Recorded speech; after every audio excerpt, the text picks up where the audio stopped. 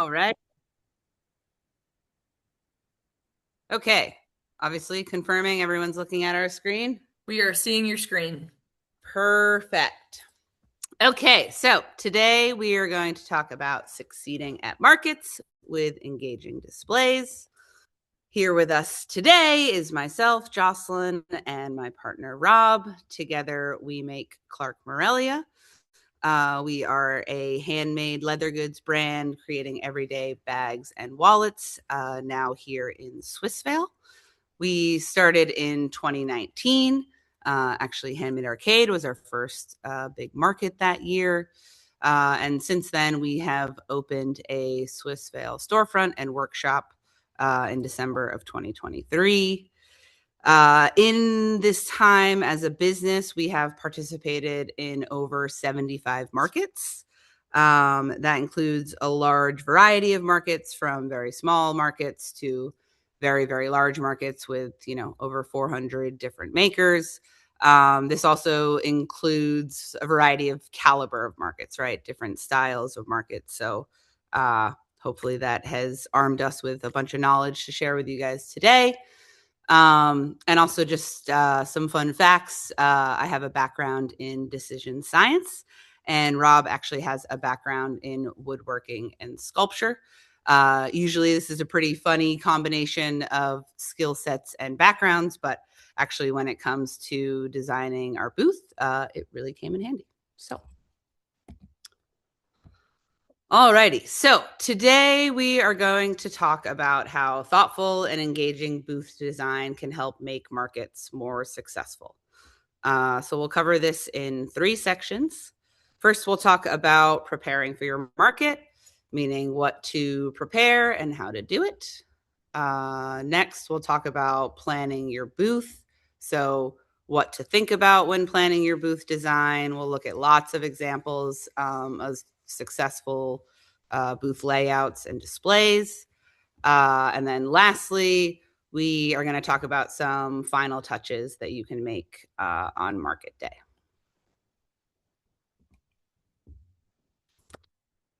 Okay, so starting off with preparing for your market. So when preparing for your market, the most important thing to remember is that you can't control everything. So embrace unpredictability as part of the experience. And honestly, the sooner that you accept that, the more peaceful your market experience will be. Whether booth placement, sometimes having really popular neighbors, all of these things can ultimately affect your market performance, but they're also out of your control. So learn to accept that and instead focus on the things that you can control. I also just want to take a moment here to call out the mere exposure effect for folks who may be doing a market for the first time.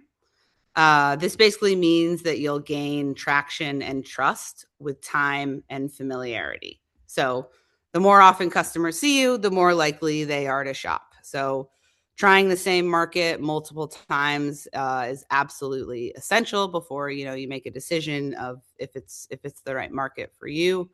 So just remember to be particularly forgiving of yourself when it is the first time at a market. The next way that you can prepare for your market is to visit other markets as often as possible. So, Rob and I try to do this, locally, and also honestly when we're traveling. We're always looking for different markets to visit. We do this for a variety of reasons. The obvious one in this presentation being display inspiration. So, we're always looking to see how different vendors set up their booths, interact with customers, and manage their space. This overall just helps, refine our approach and adapt to various market environments. We also sometimes visit markets to see if it's a market that we want to participate in the future. So getting an idea of the vibe, the clientele, seeing if we're a good fit with the mix of makers that's already there. And then also obviously networking. sometimes it can be hard to get around and talk to other makers when you're working a market. So if you get to go visit one, you can definitely talk, spend more time with the makers, get to know them. Maybe you're just looking for community, maybe a collaboration, maybe information on the market, right? Always a good opportunity to meet fellow makers. Finally, when preparing for your market, you want to get to know your specific market. So each market has a very specific sort of vibe and clientele.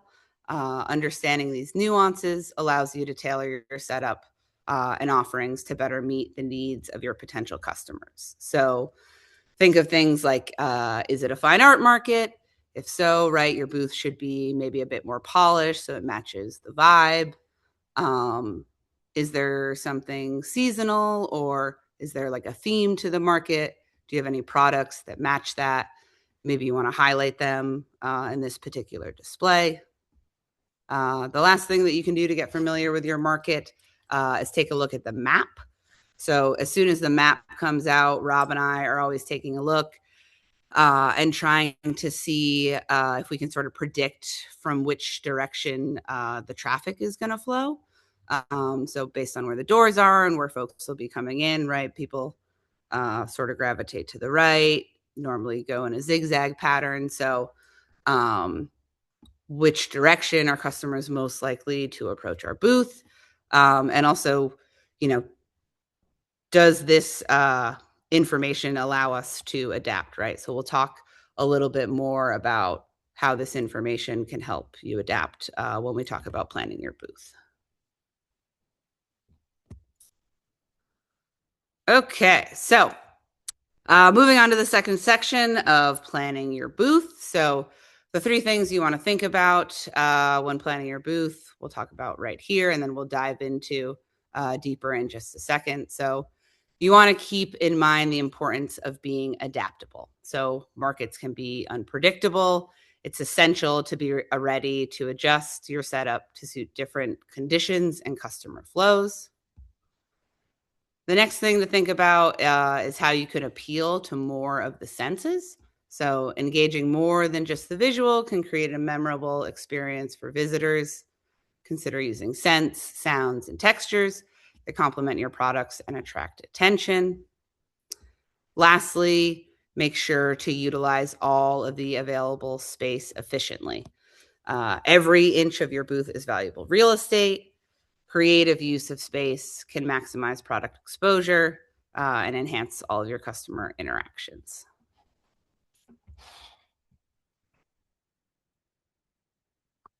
So thinking about being adaptable, when you're planning your booth, you want to think about modularity, meaning components that can be easily rearranged to fit different spaces and different configurations. This is going to come in handy for a variety of reasons. First, you're investing both time and money into this booth. You're really putting a lot into your setup, and having one adaptable setup is much more cost effective across multiple types of markets. You want your presence to be consistent from market to market, to gain familiarity and trust within these new communities. We talked about this earlier with the mere exposure effect, and a consistent display is one way to really reinforce that. It's also important to be familiar with your setup, especially if it's new. If you need to adapt to the market, it will be much easier if you know your display well. So we honestly recommend practicing rearranging different components and documenting that for yourself. Having modular displays allows you to adapt to a variety of booth sizes and configurations. So really consider everything from smaller tabletop displays that might be able to rotate or stack to allow for different configurations, to larger things like segmented walls or partitions that can change size when needed. Our walls are a pegboard so that constantly throughout the shows we can be changing the spacing of products and things like that as needed. Easy to rearrange, easy to manipulate. Modularity also allows you to adapt to the market if something sells out. You can rearrange and still have a full and eye-catching booth. So I want to go through a few examples of how we use modular displays. So on the left here is 7 by 10, maybe a little bit less common booth size. And so we still used our full walls and our rolling shelf.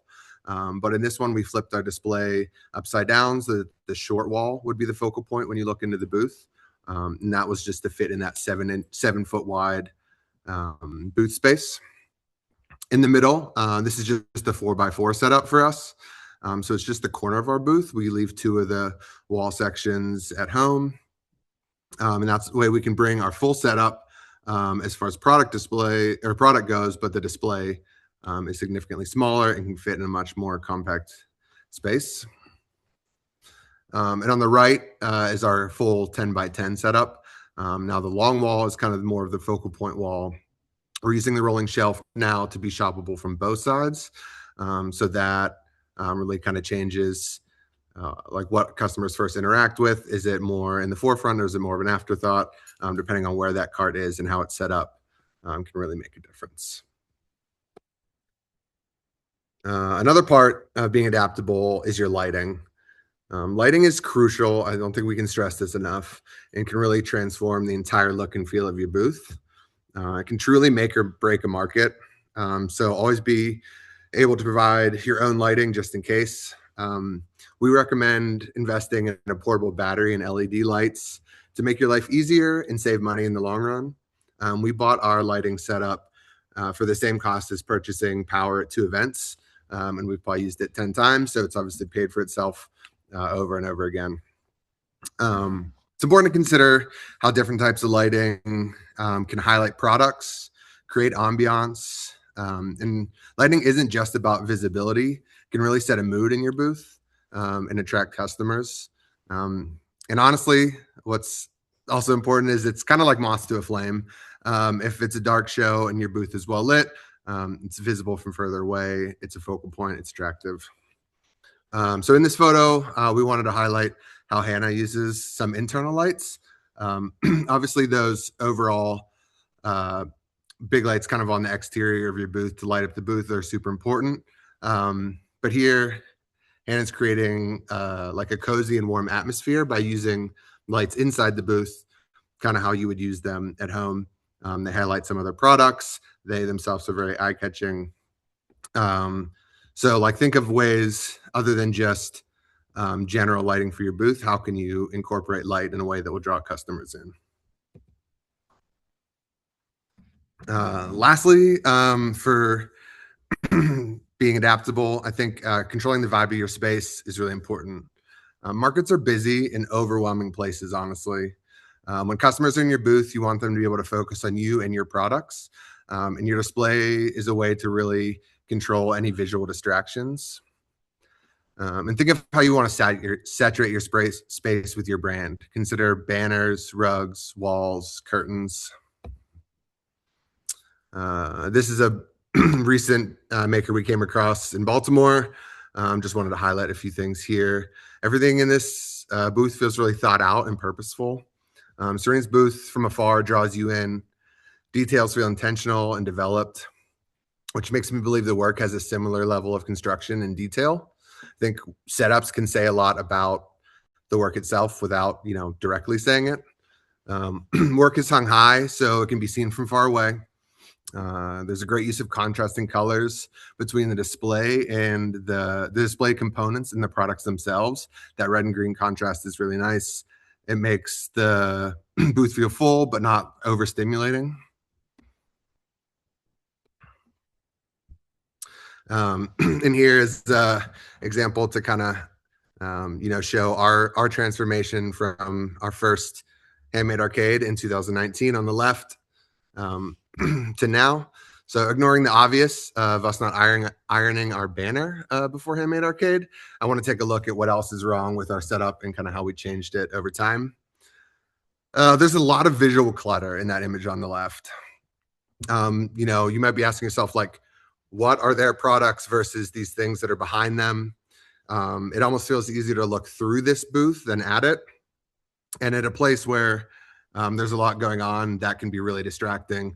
There's a lot happening behind you. People might be more drawn to that than what's in your booth itself. On the right, now products have a defined place. a solid background behind them so they stand out, and everything feels more intentionally placed versus kind of strewn across the table. As a bonus, our rug is a really great conversation starter. People ask us about it all the time. It's something else that draws them in and breaks up that kind of cold concrete floor that many convention centers have. Okay. So the next thing that you want to think about when you are planning your booth is a way to appeal to more of the senses, right? So, is there an element of taste, scent, or sound that you can offer your audience? Apart from the obvious folks who may have a product that can literally be tasted or smelled. Is there something that you can offer your audience that is still relevant to your brand? I think some folks who, sold fishing equipment had Swedish fish at their booth, right? Like it can be as simple as that, but can you use these different senses to draw customers to your booth? Obviously, if you're a candle maker or if you do have something to taste, open flames, taste testing, always check with the market organizers if doing these things is okay. The next thing I want to talk about is touch. Absolutely don't forget about touch. It is so important. It's probably the most important sense next to sight. So first you want to think, right, are your displays shoppable? Are they meant to be?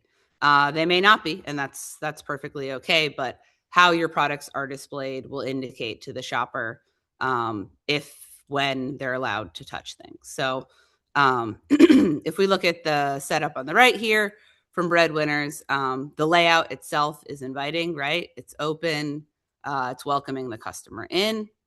There's also a mirror central to the booth. This screams, try it on, see how it looks. The mirror's mere existence, right, is saying try things on. You're allowed to touch things.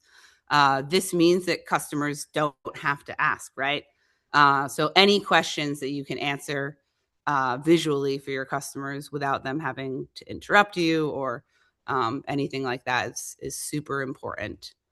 So mirrors, signs, anything like that. Finally, when people try things on, they experience something called the endowment effect, which is a boost of emotional connection and feeling of ownership through touch. So they try it on, right? They're thinking about where they're going, what else they're wearing it with, right? They've already got their whole life planned out.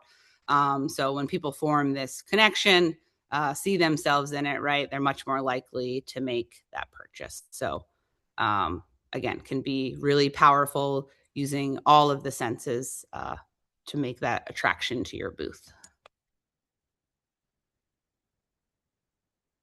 Oh, this me too.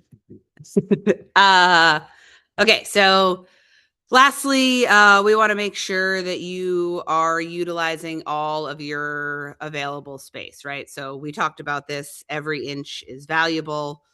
You want to maximize your product exposure. You want to use every inch, right, in a very efficient way. So if we look at this example, we'll go through a bunch of examples now. So first one we'll look at here is Auto Fin. The most noticeable thing, right, is like it looks good from all directions. It's obviously a corner booth, super approachable from either side, super shoppable from either side. You can see it from very far away, right? We talked about we've got products hanging up high. We've got signage hanging up high. Also, you'll notice there's a lot of room to maneuver, right? There's plenty of space in there. It's absolutely wheelchair accessible. It's absolutely stroller accessible. That makes it super shoppable. It fits a lot more people. The racks aren't overstuffed, right? Feels like you can look through them. Lots of space.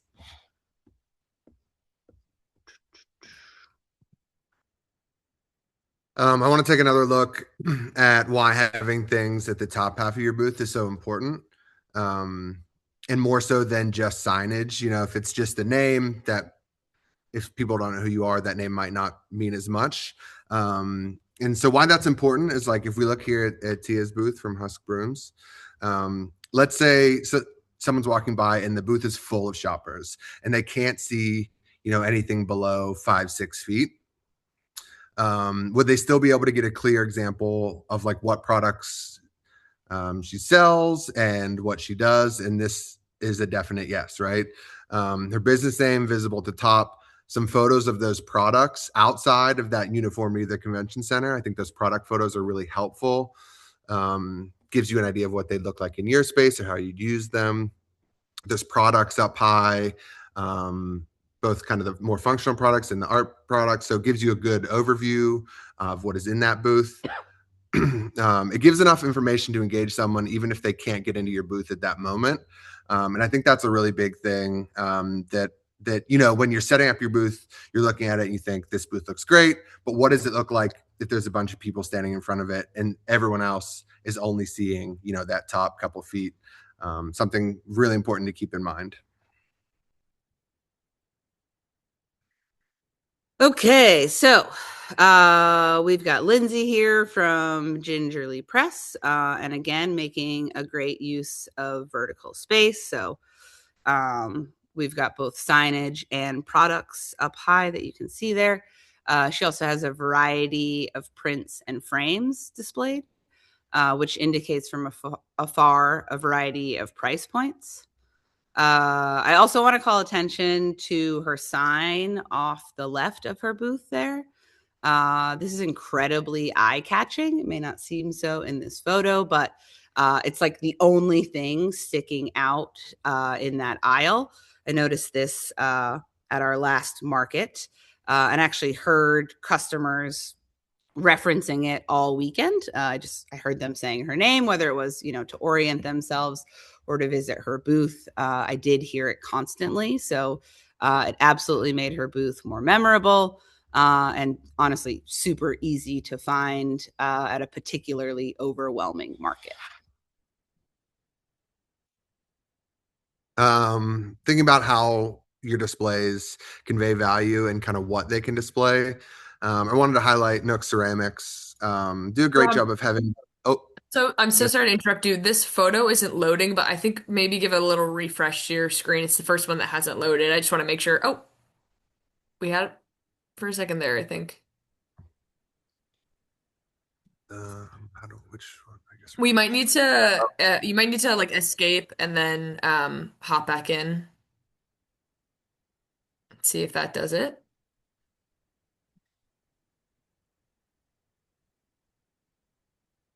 We can see.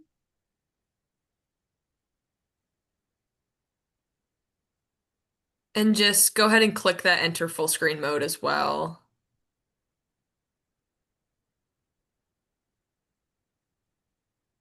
Great. Oh, good. I can see it now. Nice. Awesome. Thank you. Um, so Nook Ceramics does a great job of having both a strong visual impact without needing a ton of products to do so. And part of that comes from these really well built displays. They can convey a price hierarchy, which is really nice, and also kind of fill up a lot of vertical space.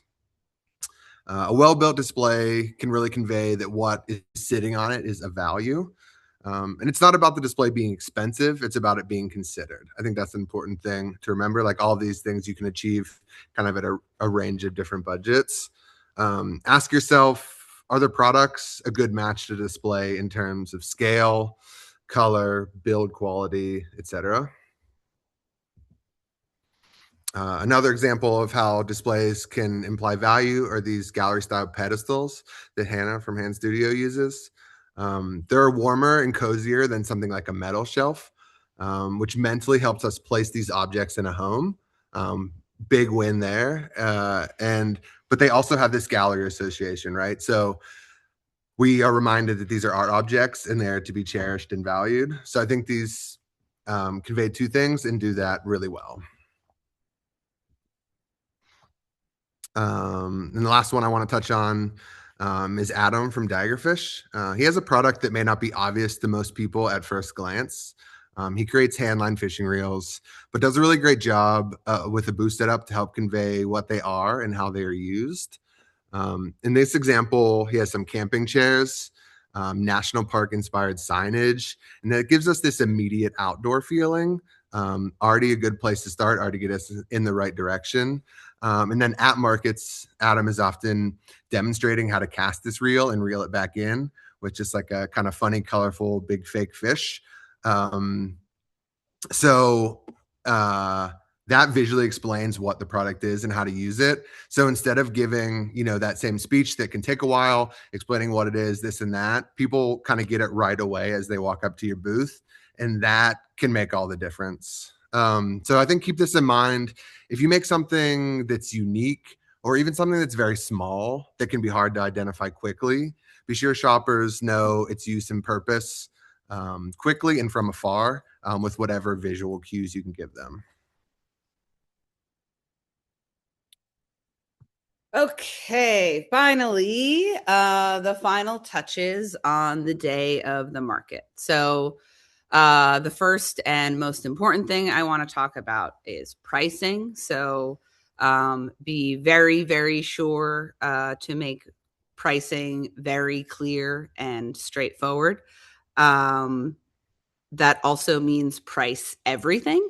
Oftentimes we've had, several of the same bags in different colors, in a line next to each other, and one doesn't have a price tag on it because it's been replaced. And 9 times out of 10, a customer will ask, how much is this bag, and like, that's our bad, like, again, markets are overwhelming. There's a lot of information being fed to customers at all times. So you want to make it easy for them. You want to make sure that you are absolutely pricing everything in your booth and making that price easy to find.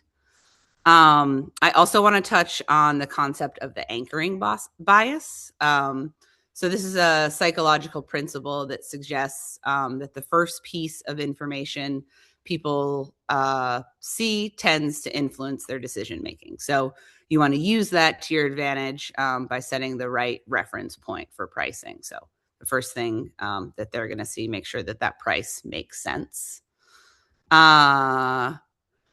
So sort of in line with making sure that you're pricing everything, the really important thing that you want to do on market day is you want to facilitate that easy decision making for your customer.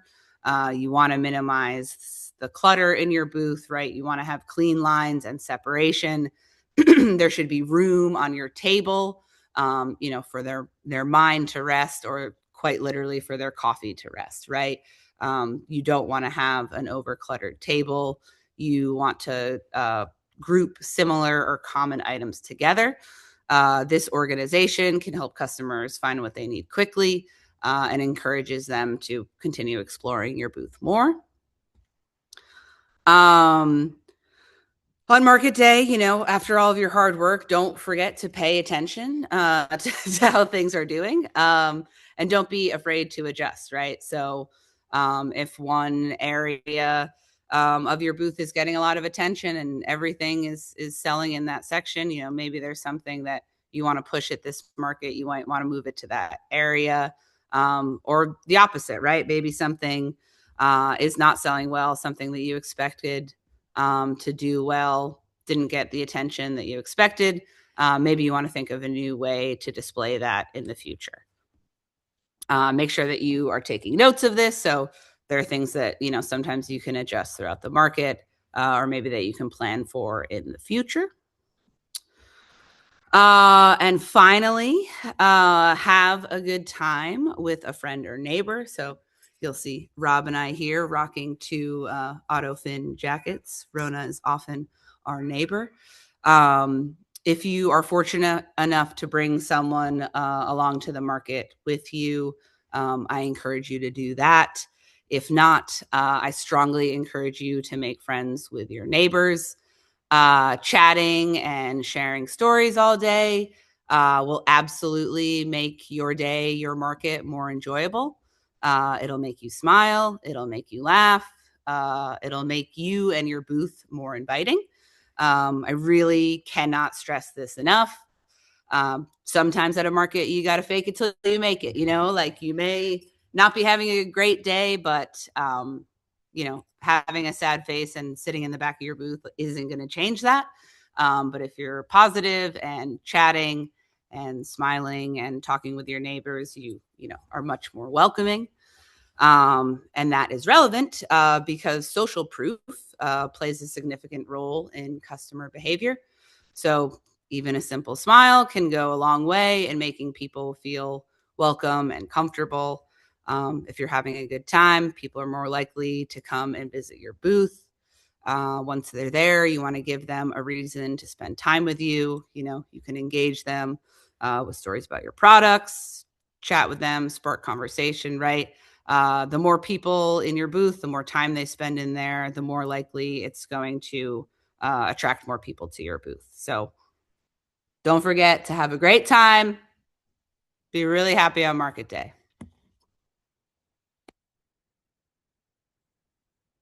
And that's all, folks. Incredible. Thank you both so much for that presentation. I would love to open it up to any questions that anyone might have for Rob and Jocelyn. Like I said, feel free to throw your question in the chat, but we also really encourage you to turn on your mic or your camera and also ask them directly.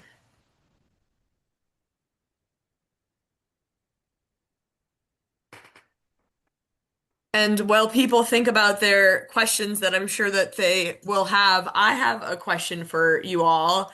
I'm really curious what some of your biggest, like, because you started, what did you say, in 2019 or 2018, something like that?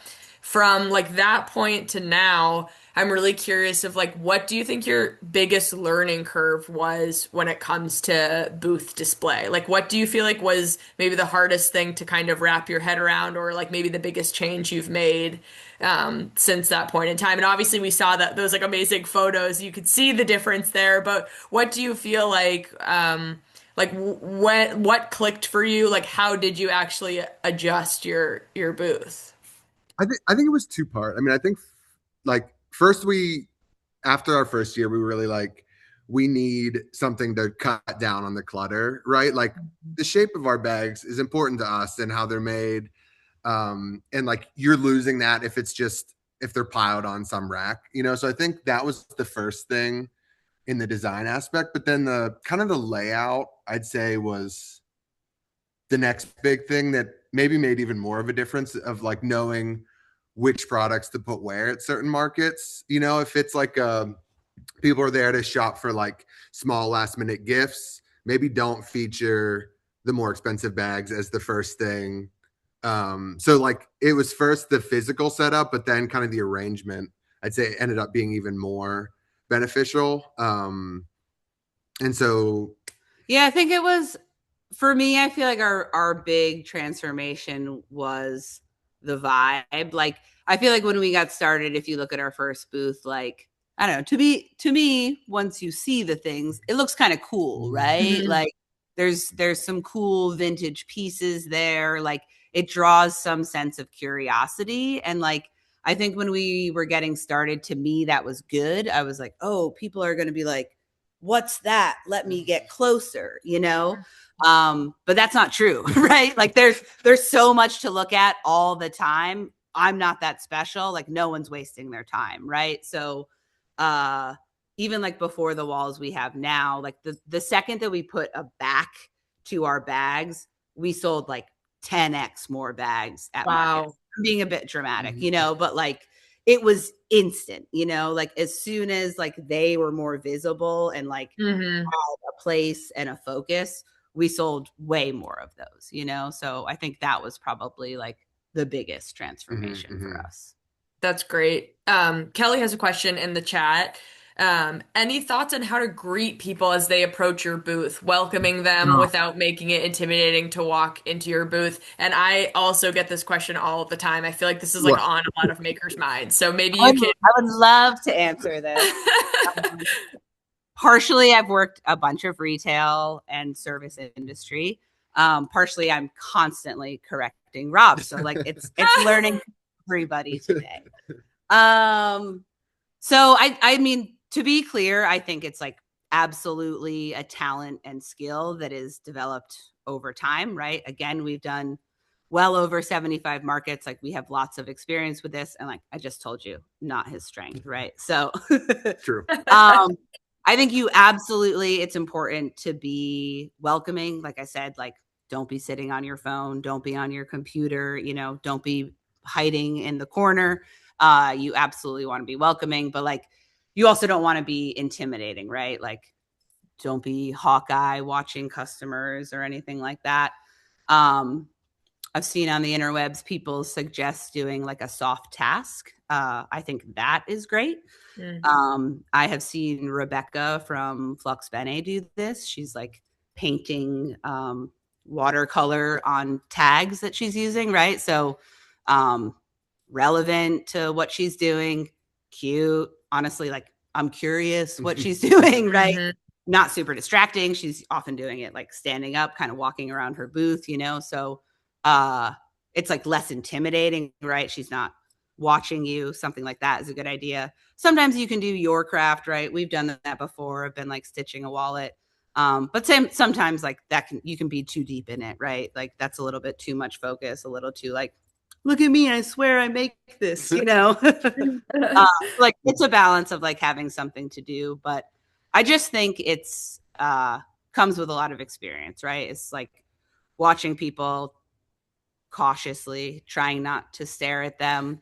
You can get a vibe, right? Are they trying to make eye contact? Are they looking down? Do they have headphones on? Like I always tell Rob, like you don't have to say hi to everyone, you know, like absolutely everyone does not want to be spoken to, you know, and like usually their Like body a language, little eye smile goes a long way totally, sometimes, yeah, you know?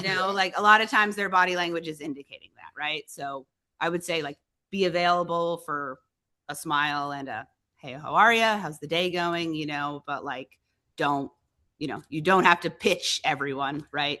Just because they touch something because they're being polite doesn't mean they want your, you know, 15-minute spiel. Hey guys. And sorry, this is Tia from Husk Brooms. Hey, Tia, Tia. I Hi. feel like you came in right after your booth was featured. Oh, really? That's funny. Sorry, my video's off. I'm on the road, but I see Kelly's question and I loved your response. And I just want to chime in and say, I use that opportunity, like initial one-on-one, to kind of use it as an educational moment and kind of like use it as a learning time for both of us because a lot of people may not understand what you or just have questions about how it's made. So, for instance, I make brooms and I usually have like a fresh stock of broom corn available just to show it off. Like, this is what the plant looks like when it grows. And it is shocking at how many people get engaged by that. And it's just kind of like, it's not salesy. It's really just like, look at how it's made. This is what it looks like. These are the steps I take to make the product. And that just has been really helpful for me. Yeah, I like that a lot. I mean, I think it can be so specific too, right? Like, there's not going to be a ton of people that are like, I've never heard of a bag before, you know? So like, you know, we don't have not a ton of educational things to offer right off the bat, but I think maybe like our rug kind of acts in the same way as the broom corn. It's like, oh, you see this relationship between like the material and what it becomes. So I like that idea of the example of the broom corn, and I feel like we kind of have maybe a similar but less direct connection with the rug.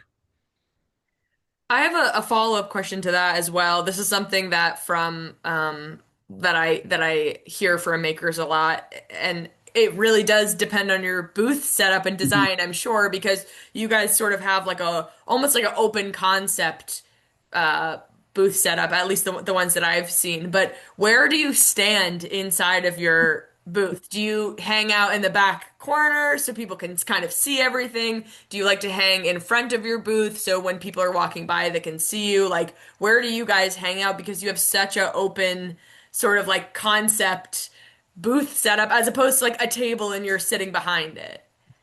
So this is funny because it is particularly difficult for us because we are two people.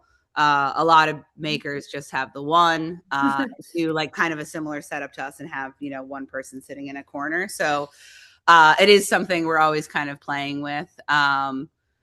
I think, if you guys look back at the presentation, you'll see some of our setups. We are usually kind of in the either like back corner by our little rolly cart or in the front corner when we can be, obviously trying not to be in the way if they're, narrow aisles or anything like that. But we like to be on the outside, standing basically by our checkout, so that people if they've already decided to make a purchase, right, they're out of the way, making room for more customers in our booth.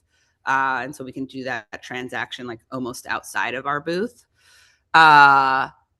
Also, a lot of the times at markets, I volunteer to be the aisle dancer. So I'm just vibing to the music, keeping us both in a good mood.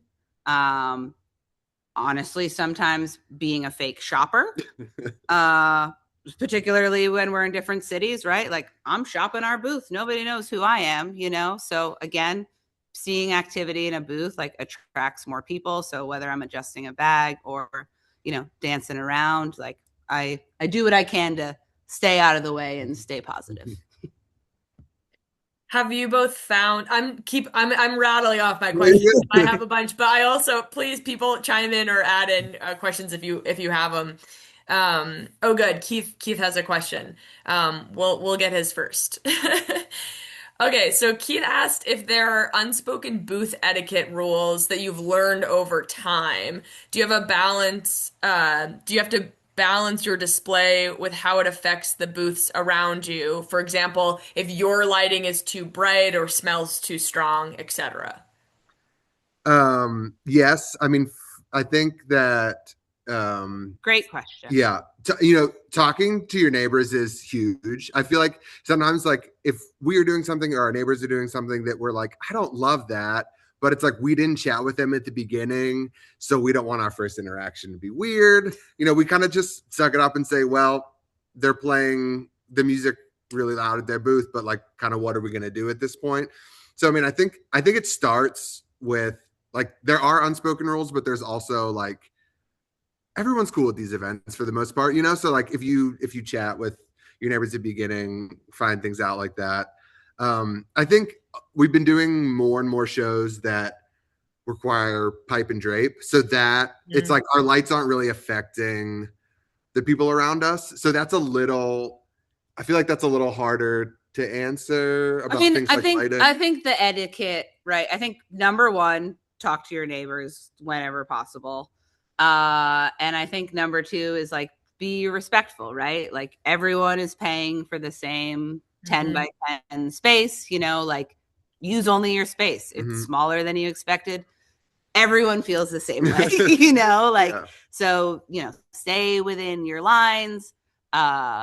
This is also, right, why we decided to make these like big, tall walls is like, I don't want to worry about my neighbors. I want to be able to sort of block out that vibe if I need to. So we have this modular display that, helps centralize everyone's focus. So I think, again, be communicative, chat with them, apologize, check if things are okay. And then, just, treat your space how you want everyone else to treat your space, I love that. And just in case, I feel like I know we have some makers who like haven't done a market before. You mentioned pipe and drape, and I just wanted to clarify that that's the difference between like bringing your own setup completely and basically having like we do for this upcoming market, like the convention center has essentially like a structure with fake walls on all of the sides. So it's sort of done for you. But there are definitely markets where you sort of bring all of your own, you would bring your own walls, you would bring your own pipe and drape, things like that. Okay, Amanda has a question. How do you balance how much is on display? I have a one-of-a-kind upcycled garments, and I always find it hard to balance having enough things on display so customers can easily find the size and style they want, but not making it too visibly overwhelming or crowded for the customer. So this is great. I think we are a fair example of this. I think a better example of this is Autofin or Flux Bene, right? Every single item they make is one of a kind. And both of them have, you know, pretty full racks of products at all times. So I know, I don't know, I feel like Rona from Autofin is just usually closer to us. So I know that she, you know, mainly focuses on like size variety and making sure that that's always available out at her booth and then, you know, replenishing as needed. So I think it's a balance, right? It's like, what space do you have in your booth? What are you using to display your clothing? Make sure those racks are sturdy and, you know, bearing the weight well, and make sure they're shoppable. You know, like you're a shopper, you know what's shoppable. Can you move things on the rack? Can you look at them nicely? Is it easy to pull things on and off the rack? Really, it's as simple as that. You know, you want to make sure that it's shoppable and that there's a variety of sizes. I think would probably be the two most important yeah, things. I think the good thing about Rona's booth is that there's a few racks that are like pretty densely packed, but a lot of kind of visually open space as well. So like, you know, that setup might be really tough at like at a smaller booth. So, you know, I don't know exactly how she would tackle that at a smaller booth, but I think the idea of it being like, I'm not overwhelmed. There's these two racks I can look through, even if not everything is out. Like you can really overwhelm people quickly. I mean, I know personally, Mhm. if I get through 5 of something and I look down and think, oh, there's 100 more, like I'm out, you know, and that's just, Size is a great way to do that, yeah, right? yeah, Like, yeah, oh, yeah, I got to look at these 10 and decide yeah, on my yeah, favorite, yeah. right? So yeah, like clear distinctions, so people can kind of get to the size range they're looking for, and then, you know, not so packed that it's overwhelming, but full. You know, I think full but not packed is what I interact with kind of the best. I'm trying to find a booth photo for AutoFin right now so Oh that we yeah. can show it. But um, Kelly has a sort of a scenario. She said, challenge a group of bystanders are congregating in front of your booth, blocking the traffic pattern for potential buyers. Any suggestion how to ask them to move aside without sounding rude? Uh, Jocelyn's kind of rolling her eyes, and so am I. I feel like, you know, I feel like that's the biggest struggle. I feel like especially if there's two of us, it's like someone can be like, "Oh, excuse me, I need to get something," and kind of like go through them, or "Hey, I'm just going to readjust something at my booth." Like, Mm. excuse me, you know, that's a tough one, and that's I think we talked about. Justin talked about at the beginning, the idea of like being next to a really popular booth can actually be, it can kind of go one of two ways. It can be detrimental sometimes because people literally just stand in front of your booth waiting to get to their booth, and that's tough, right? You're like, I'm happy for the person next to me, but wow, they're just blocking my booth. But you know what you can do is like chat with those Yeah, yeah, customers, yeah, make a yeah. joke about Hmm. it, even if it's like sympathy. They're chatting with you and now they look your way and Yeah. now they're standing there anyways, you So, know? you know, I think if people are blocking your booth, like, I mean, you could try to engage them and be a little like, if they're like, all right, well, I'm done talking to this person, like they'll leave, you know. So maybe be a little too chatty, is one option, or yeah, just like, oh, excuse me, I'm gonna like rearrange something here. I don't want to bump into you, you know. I think would be the two options that I would take. Tell them without telling them. Yeah. And for those who we were talking about AutoFin, but this is a photo of Rona's booth setup here. Um, Also, depending on the market, but for example, like Handmade Arcade markets, you'll have space behind your booth to sort of replenish, and being able to have space to do that, I feel like it's probably pretty helpful so that you don't It's have to put, it's so helpful. It yeah. is the best. Like nothing to worry about. Like we're kind of talking right now about a few markets that we're doing that don't have that sort of setup, and we're like, okay, we have to kind of adapt our walls to have storage behind them, so some kind of visual barrier so people don't see our bins. But yeah, like if you have a few big like bins you carry your product in, knowing what to do with them is can be really kind of pretty annoying. So yeah, the space behind the booths is 10 out of 10. Great. We're getting right up to 7 p.m. here, but we do have a little bit of time. Does anyone else have any other questions for Jocelyn or Rob?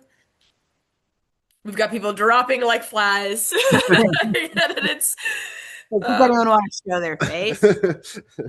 uh but if no one has anything else, just wanted to say thank you all so much for being here. Thank you so much to Jocelyn and Rob from Clark Morelia. This presentation will be available online as well. So if you ever want to reference it again, you can go to our website to do that. You can check. Jocelyn and Rob will be at the Modern Craft Market, which is Handmade Arcade's next market. It is March 27th, 28th and 29th. You can go see their booth display in person. I think that that will be pretty incredible inspiration. A lot of artists there will be really good inspiration for booth design. So thank you all so much for being here, and hope everyone has a great rest of your night. And thanks again to Jocelyn and Rob.